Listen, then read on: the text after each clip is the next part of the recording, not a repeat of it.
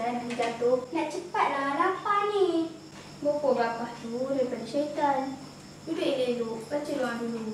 Cakap ni. Yelah. Amin. Kak. Kosong je ke? Telur goreng tak ada ke? Oh iya Kak Niko. Sekejap nanti Kak gorengkan.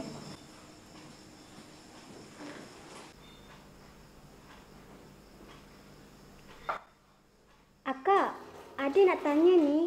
Kenapa ya setiap kali adik tengok akak atau mak nak masak telur, mesti kena basuh dulu. Telur tu bukannya kotor pun.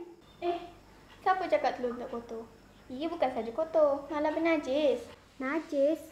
Najis tu apa, Kak? Najis tu sesuatu yang kotor dan tak suci. Kotor? Ya, kotor dan najis seperti darah dan lain-lain lagi lah. Kalau terkena, tak boleh nak buat sembahyang. Kotor. Tapi tak nampak pun kat telur ni. Memanglah tak nampak. Sebab akak dah basuh tadi. Tapi, kamu tahu kan telur ayam keluar dari mana? Tak. Kak Reban lah. Kamu ni. Tentulah di situ ada tahi dan terkena dekat telur ni. Lagipun, telur ni keluar daripada punggung ayam. Tempat dia berak. Manalah ayam basuh berak dia? Ya tak ya juga kan? Adik. Nah, dah siap. Terima kasih, Kak.